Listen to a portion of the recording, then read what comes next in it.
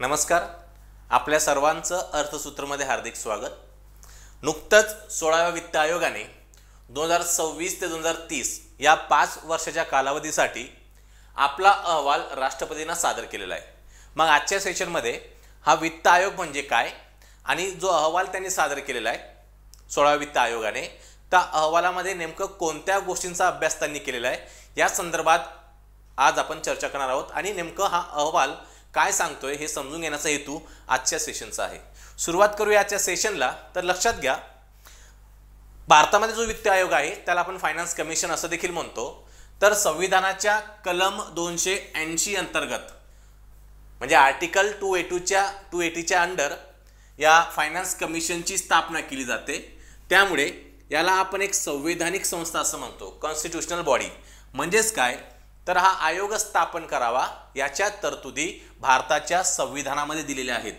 त्यामुळे संविधानामध्ये जर एखाद्या संस्थेची नोंद असेल किंवा ती संस्था स्थापन करावी असं जर म्हटलं असेल तर त्या संस्थांना आपण कॉन्स्टिट्यूशनल बॉडी किंवा संवैधानिक संस्था असं म्हणत असतो. बरोबर.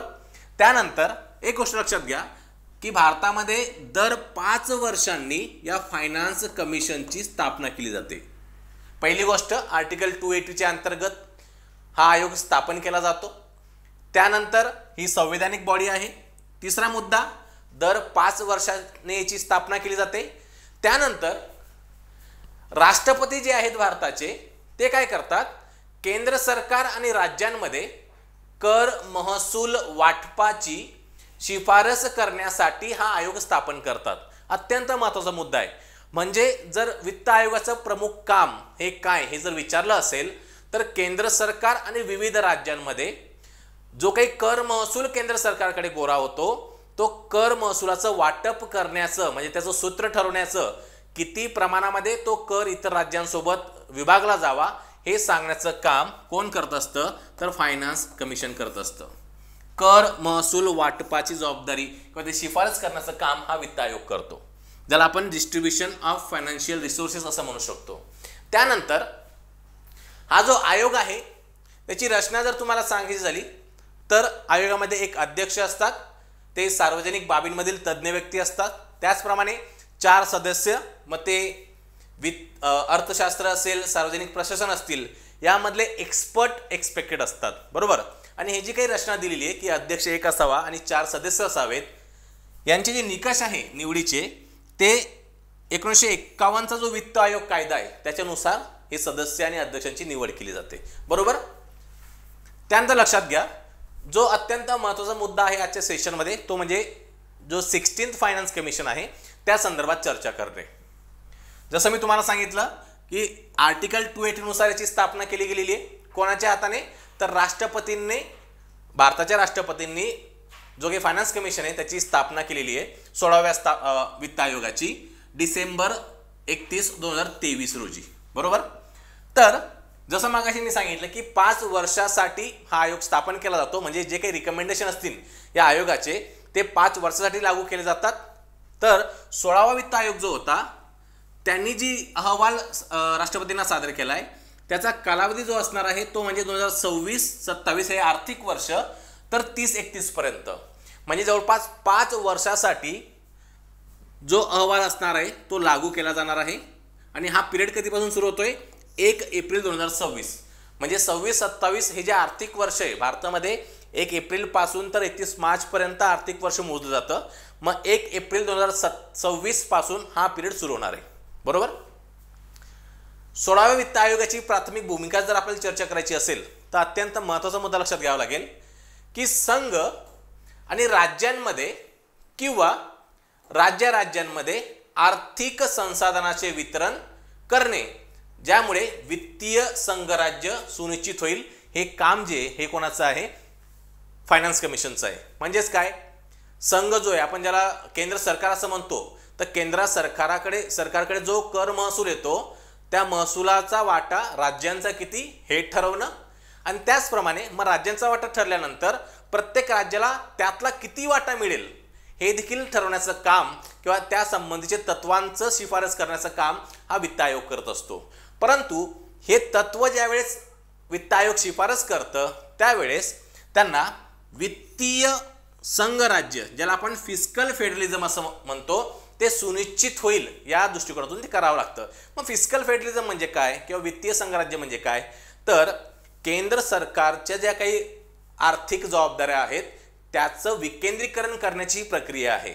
म्हणजे राज्य सरकार असेल किंवा राज्य सरकारच्या खाली जर आपण गेलो, पंचायत असेल, तर विविध लोकल बॉडीपर्यंत या आर्थिक जबाबदाऱ्यांचं आणि अधिकाराचं विकेंद्रीकरण करणं म्हणजेच फिस्कल फेडरलिझमची प्रक्रिया होय.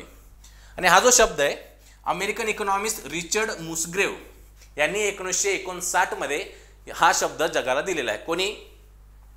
रिचर्ड मुसग्रेव यांनी, बरोबर. त्यानंतर लक्षात घ्या, आता आपण चर्चा करणार आहोत की 16वा वित्त आयोग जो आहे त्याच्या संदर्भ अटी काय होत्या. म्हणजे ज्यावेळेस 16व्या वित्त आयोगाची स्थापना केली गेली त्यावेळेस या आयोगाने नेमकं कोणकोणत्या प्रश्नाची उत्तरं द्यायची हे सरकारने सांगितलेलं असतं. मग हा जो ढाचा असतो की या संदर्भातच तुम्हाला काम करायचं आहे, या टर्म ऑफ रेफरन्सवर काम करायचं आहे, त्याला आपण म्हणतो संदर्भ अटी, बरोबर. म्हणजे प्रत्येक जो वित्त आयोग होऊन गेला आतापर्यंत, जवळपास 15 वित्त आयोग याच्या आधी झालेले आहेत, प्रत्येक वित्त आयोगाला या संदर्भ अटी दिलेल्या असतात, बरोबर. त्यांना मनासारखं काम करता येत नाही, तर त्यांना ठराविक गाईडलाईन दिलेली असते की हे भविष्यातले हे प्रश्न आहेत जे आम्हाला सोडवायचे आहेत, त्यावर तुम्ही उत्तर देणं अपेक्षित आहे. मग त्याला आपण म्हणतो टर्म ऑफ रेफरन्स. तर आता आपण त्याची चर्चा करूया. लक्षात घ्या, पहिलं काम जे आपण बघितलेलं आहे की कराचं वितरण, टॅक्स डिस्ट्रीब्युशन करायचं आहे. म्हणजे काय होतं, ज्यावेळेस सरकार टॅक्स कलेक्शन करतं, आता सरकारला उत्पन्नाचे 2 मार्ग आपण बघू शकतो. एक म्हणजे कराच्या माध्यमातून मिळणारं उत्पन्न आणि करा व्यतिरिक्त जे काही माध्यम आहे त्यातून मिळणारं उत्पन्न, बरोबर. मग करातून जे उत्पन्न मिळतं ते संपूर्ण भारतातून सरकार काय करतं, केंद्र सरकार हे टॅक्स कलेक्शन करतं संपूर्ण भारतातून, बरोबर. मग संपूर्ण भारतातून ते टॅक्स कलेक्शन केल्यानंतर त्याच्यामध्ये प्रत्येक राज्याचा काहीतरी वाटा असावा हे संविधानाने नमूद केलेले आहेत, अशा तरतुदी करून ठेवलेल्या आहेत. त्यामुळे तो जो वाटा आहे केंद्र सरकार आणि राज्यांमध्ये, ते उत्पन्न कसे विभाजित करावे आणि प्रत्येक राज्याचा वाटा कसा वाटावा याची शिफारस करण्याचं काम हे 16व्या वित्त आयोगाला सांगितलेलं आहे. म्हणजे 2026 पासून, आर्थिक वर्ष 26 पासून तर 30 पर्यंत, म्हणजे 5 वर्षामध्ये जो काही महसूल केंद्र सरकार गोळा करेल त्या महसुलामध्ये राज्यांचा वाटा किती असावा हे 16 वित्त आयोगाने सांगायचं आहे, बरोबर. मग तो वाटा ठरल्यानंतर पुन्हा इतके सारे राज्य आहेत भारतामध्ये, मग त्या वाट्यामध्ये देखील कोणत्या राज्याला किती पर्सेंटेज जाणार हे देखील सांगायचं आहे या 16 वित्त आयोगाला. त्यानंतर बघा, हे मी तुम्हाला सांगितलं, तर कर वितरणामध्ये मला 2 टप्पे करता येतात. पहिला टप्पा म्हणजे केंद्रातून राज्यांना वाटा, ज्याला आपण व्हर्टिकल डिव्होल्युशन असं म्हणतो. काय म्हणतो? व्हर्टिकल डिव्होल्युशन. म्हणजे केंद्र सरकार आहे आणि बाकीचे राज्य आहेत, मग केंद्र सरकारमधून राज्यांना किती वाटा भेटेल ते पहिलं काम 16 वित्त आयोगाला करायचं आहे. मग त्यामध्ये जो काही केंद्र सरकारला कर महसूल मिळालेला आहे त्यामधून किती टक्के हिस्सा राज्यांना द्यावा लागेल, किती टक्के हिस्सा. मी जर असं म्हटलं की 100% महसूल केंद्र सरकारकडे आहे, तर त्याच्यापैकी किती टक्के हिस्सा हा भारतातल्या सर्व राज्यांना जाईल आणि किती टक्के हिस्सा केंद्र सरकार स्वतःकडे ठेवेल, बरोबर. हे आपल्या लक्षात घ्यायचं आहे. हा झाला पहिला टप्पा कर वितरणामधला. आता दुसरा टप्पा की राज्यांमध्ये वाटणी, ज्याला आपण काय म्हणतो? हॉरिझॉन्टल डिव्होल्युशन. एकदा ठरलं की बाबा केंद्र सरकारकडनं समजा 40% कर हा राज्यांना वितरित करायला पाहिजे, मग 40% देखील कोणत्या राज्याला किती टक्के जातील, बरोबर. म्हणजे 40 रुपये जर राज्यांना मिळाले, सर्व राज्यांना, मग 40 रुपयापैकी महाराष्ट्राला किती रुपये जातील, उत्तर प्रदेशला किती जातील, कर्नाटकाला किती जातील, याची विभागणी देखील ही फायनान्स कमिशनला सांगावी लागते. मग वाटा मिळाल्यावर तो महाराष्ट्र, कर्नाटक, उत्तर प्रदेश आणि सर्व राज्य यांना कोणत्या निकषावर वाटायचे, म्हणजे महाराष्ट्राला जर 10 रुपये द्यायचे असतील तर ते कोणत्या निकषावर द्यायचे हे देखील ठरवायचं काम किंवा शिफारस करण्याचं काम हे 16 वित्त आयोगाला सांगितलेलं आहे. मग लक्षात घ्या, हे जे निकष आहेत ती कोणत्या निकषावर द्यायचे, तर 15वा वित्त आयोग जो होऊन गेला याच्या आधीचा आयोग, त्याने काही निकष सांगितले होते किंवा त्यांनी काही निकष वापरलेले होते. मग त्यामध्ये त्यांनी असं म्हटले की ज्या वेळेस राज्यांना वाटा द्यायचा आहे, जो अमाऊंट केंद्र सरकारकडनं भेटलेला आहे तो देखील पुन्हा वाटायचा आहे ना, मग तो वाटताना आपण या 6 मुद्द्यांचा विचार करायला पाहिजे. कोणत्या 6 मुद्द्यांचा? तर लोकसंख्या, राज्यांचं क्षेत्रफळ, वनक्षेत्र, उत्पन्नाचे अंतर, कर आणि राजकोषीय प्रयत्न आणि लोकसंख्या नियंत्रण प्रयत्न, म्हणजे सहाही मुद्दे तो एकटा राज्य, उदाहरणार्थ महाराष्ट्र राज्य असेल, त्यांनी या 6 निकषांवर कसं काम केलंय त्यावर त्याचा वाटा ठरेल. बिहार असेल, बिहारने या 6 निकषांवर कसं काम केलंय यावर त्याचा वाटा ठरेल. म्हणजेच बिहारची लोकसंख्या, प्रत्येक राज्याची लोकसंख्या त्याला 15% वेटेज दिलेलं आहे. त्यानंतर राज्याचे क्षेत्रफळ त्याला 15% वेटेज, म्हणजे अमाऊंट डिस्ट्रीब्यूट करण्यासाठी. त्यानंतर त्या राज्यामध्ये किती वनक्षेत्र आहे, इकोलॉजी कशी आहे, याला देखील 15व्या वित्त आयोगाने वेटेज दिलेलं आहे. अजून हे जे निकष आहे हे बदलू शकतात, हे कोण सांगेल? 16वा वित्त आयोग. फक्त आपण समजतोय की राज्यांमध्ये कसं वाटप होतंय. त्यानंतर उत्पन्नाचे अंतर म्हणजेच काय, जो सर्वात श्रीमंत राज्य आहे स्टेट ग्रॉस डोमेस्टिक प्रोडक्टमध्ये आणि एका राज्याचं उत्पन्न, म्हणजे श्रीमंत राज्य आणि बिहार, उदाहरणार्थ श्रीमंत राज्य असेल महाराष्ट्र, तर महाराष्ट्र आणि बिहार यांच्या उत्पन्नामध्ये किती अंतर आहे याला देखील वेटेज द्यावं असं 15वा वित्त आयोग म्हणतोय. त्याला आहे 45% वेटेज. त्याचप्रमाणे ते राज्य स्वतः उत्पन्न निर्माण करण्यासाठी किती प्रयत्नशील आहे, करासंबंधी असेल किंवा राजकोषीय प्रयत्न असतील तर त्याला देखील 2.5% वेज दिलेले आहे. आणि त्यानंतर त्या राज्यातील लोकसंख्या नियंत्रणासाठी म्हणजेच डेमोग्राफिक परफॉर्मन्ससाठी देखील, प्रगतीसाठी, म्हणजे लोकसंख्या नियंत्रण आणायचं तर हे कुठेतरी प्रगतीचं लक्षण मानलं जातं, त्याला देखील 12.5 म्हणजे 12.5% वेटेज दिलेलं आहे. बरोबर. हे जे 6 मुद्दे, हे जे निकष आहेत 6, हे राज्यांमध्ये कसा वाटा करायचा त्यासाठी ठरवून दिलेलं आहे. बरोबर. एक फॉर्म्युला असणार, या सर्व गोष्टींच्या व्हॅल्यू त्या ठिकाणी टाकलं की बिहारला किती टक्के, जे 40 रुपये होते उदाहरणार्थ, 40 रुपयातून किती रुपये बिहारला जातील, महाराष्ट्राला किती जातील, यूपीला किती जातील, हे त्या ठिकाणी ठरवलं जाईल. बरोबर. त्यानंतर दुसरं प्रमुख तर एक होतं कर वितरण. आता त्यानंतर दुसरं प्रमुख काम जे 16व्या वित्त आयोगाला करायचंय ते म्हणजे अनुदान सहाय्यासंबंधी तत्व ठरवणं. आता अनुदान सहाय्य काय आहे की कर वितरणा व्यतिरिक्त, म्हणजे टॅक्स डिस्ट्रीब्युशन व्यतिरिक्त देखील जर काही राज्यांना मदत द्यायची असेल, अतिरिक्त हस्तांतरण करायचं असेल तर ते कसं करावं हे सांगण्याचं काम कोणाचं आहे? वित्त आयोगाचं आहे. मग लक्षात घ्या, आता भारतीय संविधानामध्ये ऑलरेडी आर्टिकल 275 जे आहे, संविधानाचा अनुच्छेद 275, याच्यामध्ये भारताच्या संचित निधीतून म्हणजे कन्सोलिडेटेड फंड मधून काही राज्यांना अनुदान सहाय्य करण्यासाठी तरतुदी केलेल्या आहेत. बरोबर. म्हणजे आर्टिकल 275 म्हणतं की जे अनुसूचित जमाती आहे त्यांच्या कल्याणासाठी आणि जे आदिवासी आणि अनुसूचित क्षेत्र आहेत त्यांच्यामध्ये प्रशासन सुधारण्यासाठी केंद्र सरकारने ज्या राज्यांमध्ये अशी परिस्थिती असेल त्यांना अनुदान द्यावं हे ऑलरेडी नमूद आहे. कोणत्या आर्टिकलमध्ये? आर्टिकल 275. मग वित्त आयोगाला काय सांगितलं गेले की बाबा 275 मध्ये ज्या गोष्टी नमूद आहे त्याच्या व्यतिरिक्त जर राज्यांना अनुदान द्यायचं असेल तर ते कोणत्या तत्वावर दिलं जावं, कोणत्या गाईडलाईनवर दिलं जावं, कोणत्या निकषांवर दिलं जावं हे देखील तुम्ही सांगा. म्हणजे वित्त आयोग 275 बद्दल बोलत नाहीये, त्याच्या व्यतिरिक्त अनुदान द्यायचं असेल तर 275 व्यतिरिक्त अनुदान सहाय्य करण्यासाठी तुम्ही मार्गदर्शक तत्वांची शिफारस करा, हे कुणाला सांगितलेलं आहे? 16व्या वित्त आयोगाला. हा अत्यंत महत्त्वाचा मुद्दा आहे, ज्या ठिकाणी आपल्याला कन्फ्यूज व्हायचं नाहीये. ओके. त्यानंतर 16व्या वित्त आयोगाला अजून एक काम सांगितलं गेलंय की आपत्ती व्यवस्थापनासाठी, म्हणजे भारतामध्ये जर डिझास्टर आलं त्याच्या मॅनेजमेंटसाठी जो काही फंड क्रिएट केला गेलेला आहे कायद्या 2005 या कायद्यानुसार, आपत्ती व्यवस्थापन कायदा 2005 नुसार भारतामध्ये जर अशा काही समस्या आल्या त्यासाठी काहीतरी निधी बाजूला ठेवला गेलाय. बरोबर. मग हे जे आपत्ती व्यवस्थापन उपक्रम आहेत भारतामध्ये त्यांना जे वित्त पुरवठा केला जातो त्याच्या व्यवस्थेचा आढावा घेण्याचं काम हे 16व्या वित्त आयोगाला करायचं आहे. आणि त्याच्यामध्ये जर काही बदल सुचवायचे असतील डिझास्टर मॅनेजमेंट फायनान्स सिस्टीममध्ये तर ती शिफारस देखील फायनान्स कमिशन करणार आहे. त्यानंतर राज्यांचा संचित निधी वाढवणे म्हणजे कन्सोलिडेटेड फंड ऑफ स्टेट, ज्याप्रमाणे केंद्र सरकारचा एक एकत्रित निधी असतो, संपूर्ण कर असेल उत्पन्न असेल तो ज्या खात्यामध्ये ठेवला जातो त्याला आपण कन्सोलिडेटेड फंड म्हणतो. त्याचप्रमाणे राज्यांचा देखील एक एकत्रित निधी असतो जो राज्यामध्ये कराच्या माध्यमातून किंवा इतर उत्पन्न राज्य सरकार त्या ठिकाणी ठेवतं, त्याला आपण काय म्हणतो? राज्यांचा कन्सोलिडेटेड फंड असं म्हणतो.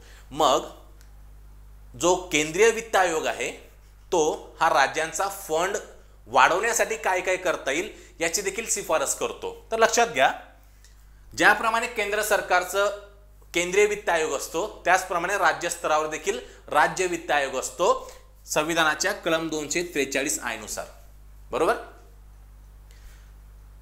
280 नुसार हा केंद्रीय वित्त आयोग आहे, 243 नुसार हा राज्य वित्त आयोग आहे। तर राज्य वित्त आयोग काय करतं, तर राज्याचं जे कर महसूल आहे त्यामध्ये ज्या काही पंचायती असतील, महानगरपालिका असतील, वेगळ्या लोकल बॉडीज असतात त्यांचा वाटा किती असणार, जसं केंद्रीय वित्त आयोग राज्यांचा वाटा सांगतो त्याचप्रमाणे राज्य वित्त आयोग हा राज्याच्या उत्पन्नामध्ये या पंचायतींचा किंवा ज्याला आपण लोकल बॉडीज म्हणतो त्यांचा वाटा किती असणार हे सांगत असतं।